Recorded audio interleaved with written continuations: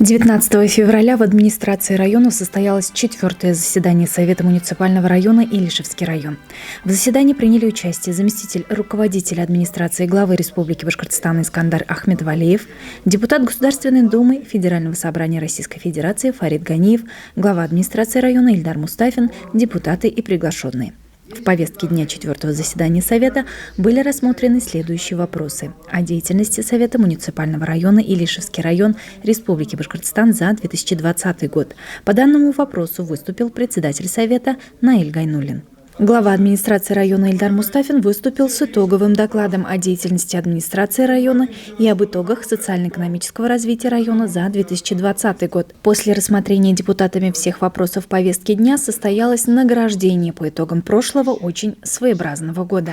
Искандар Ахмедвалиев вручил благодарность за большой вклад в развитие культуры района ведущему библиотекарю Центральной районной библиотеки Айгуль Саидгалиевой, краеведу-активисту Фидану Марварову, заместителю главы администрации по экономике и финансовым вопросам Нафису Хабидинову, культорганизатору Лариштинского сельского дома культуры Зинфире Асадуллиной. Также Искандар Рауфович вручил главе района диплом победителя конкурса «Достижение года 2020» среди сельских муниципальных районов республики в номинации «Лидерство в сельском хозяйстве».